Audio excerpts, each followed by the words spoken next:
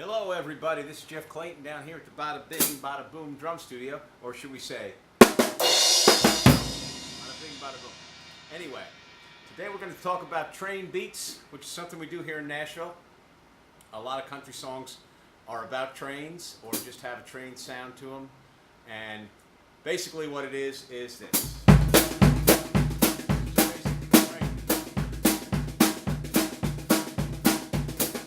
The reason I'm talking about train beats, yesterday there was a Facebook post on the Nashville Drummers page about train beats, and I added my 2 cents there, and my good friend Jim Riley, who plays with the Rascal Flatts Band, had a video on there that he did for Modern Drummer back in May, I think, when he was on the cover, which is great, and I'm just adding my 2 cents to your video, Jim, so I hope I'm not stepping on your toes here.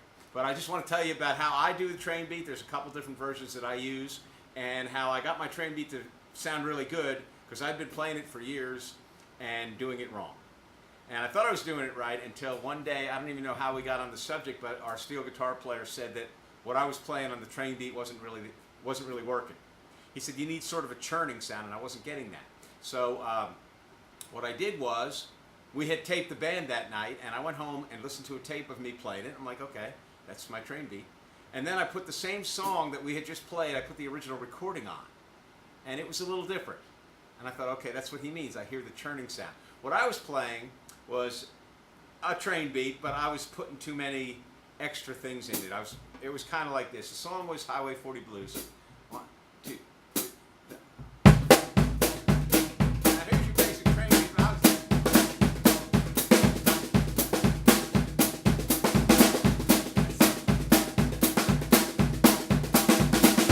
And some of those things were reacting to what the other players were doing.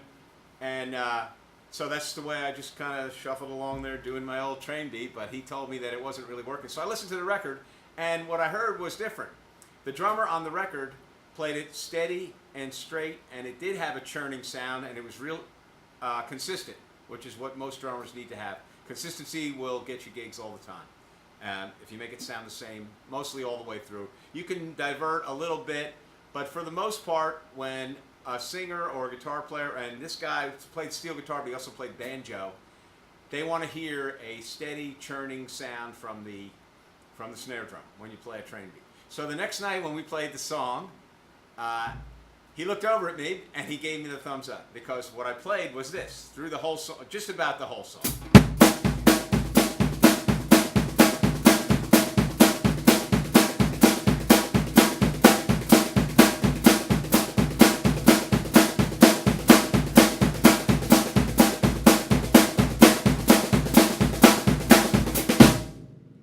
And that's how I learned to play a good train beat. So the lesson there is listen to your bandmates when they have criticism, because sometimes they can give you a little knowledge that you weren't privy to, because they hear things differently than drummers do.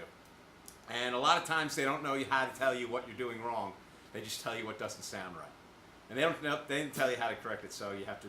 And luckily for me, I was taping the band that night, so I knew exactly what to listen to, and I went back to the original recording and fixed it.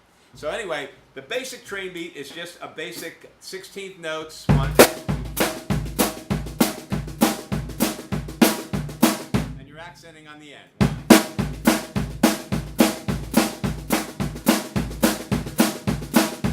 Depending on the song, your kick drum could change a little bit.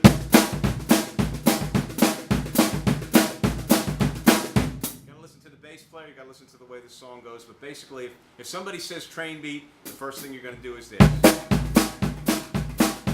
you react to the song and play along with it. Now there's another way to play the train beat. I first saw John Dietrich do it, who played with Restless Heart, and he had some comments on that Facebook post that I was telling you about, and I mentioned to him that I had first seen him do it on television, and I couldn't figure out what he was doing, because when you accent on the train beat, you're accenting with your right hand. I was watching him, and the accents were coming opposite. Well, this is what he was playing. The accents were opposite. It was like, that's how his accents came out. And I'm thinking, what the heck is he doing there? And I couldn't figure it out. And then a couple years later, I was doing a show with John Berry, a country singer from Nashville, had some hits in the 90s, and we were opening for him. And the drummer was a guy named John Brown. His nickname was Hound, and I haven't seen him since I've been in town, so I'm not sure. I think his name's Chris Brown. Was it Chris Brown or John Brown? Well, it was Chris or John Brown, and everybody called him Hound. And he played with John Berry, and this guy was a fantastic drummer. He had a solid groove, great chops. I opened shows for a lot of people when I was out on the road in the 90s, and this was the one drummer that scared the crap out of me because he was really, really good. I thought, well, okay, this guy is a lot better than me. And it was great because he was a great, great guy, and I saw him do the train beat like that with the opposite things, and I said, what are you doing there? He said, it's a reverse paradiddle. So I tried that, which a regular paradiddle is right, left, right, right, left, right, left, left. Now, if you play a regular paradiddle with a train beat, it'll sound like this, which doesn't really work. But if you put the two beats at the beginning, and it starts out as a reverse paradiddle, but you end up doing a paradiddle sticking, but it's opposite to the groove, as opposed to when you do a regular paradiddle, you're accenting on the ones, and this one accents on the ands. So you have to start with two beats. So you can't really think paradiddle, you got to think reverse paradiddle. Right, right, left, right.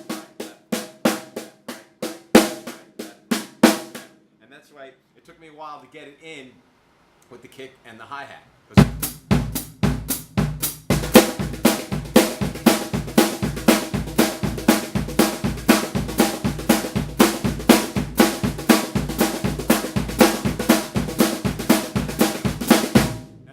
For two reasons.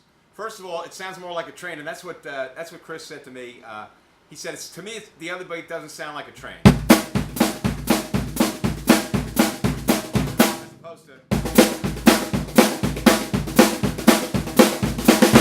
And also, if you're playing it that way, like I said, that churning sound, that steady churning sound, you can't really do any fancy little improvs on it because your sticking is like really strict, and the accents will always be right where they're supposed to be.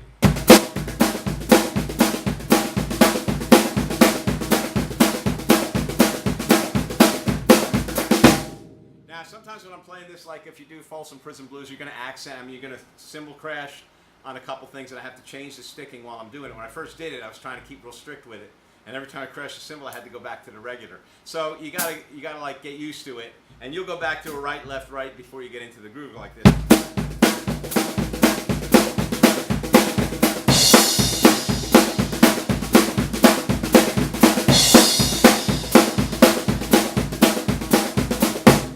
But it's much more steady that way, and you will get that accent right where it's got to be.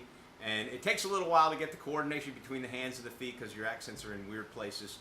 And with an alternate sticking like that, it takes a little getting used to. So anyway, those are my two train beats, the regular and the other one, the reverse paradiddle, which is right, right, left, left.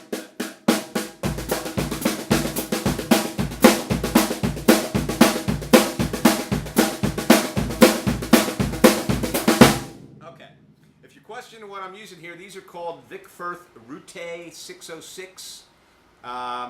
The Route is a bunch of dowels put together. I think ProMark was the first company to put them out.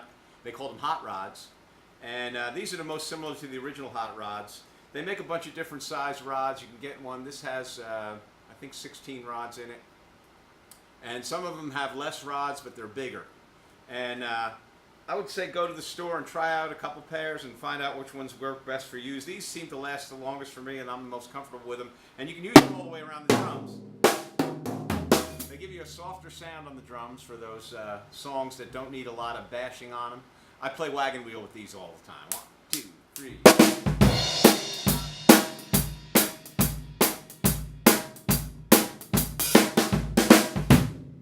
It seems to work better for me. It gives a nice softer sound on the drum for a folky tune like that. And sometimes I got them in my hand and I'll use them on other songs. If somebody says I'm playing too loud, I may go to these for a few songs. And I like to use them. That's Vic Firth Route, and I use the 606 model. So there is your thing on train beats. Come on down to the Jeff Clayton Bada Bing Bada Boom Drum Studio here in Smyrna, Tennessee. And you can jam with me sometimes if you want to take a lesson or sign up for the monthly plan. I'd love to have you. And we'll talk to you again soon. Thanks. Bye.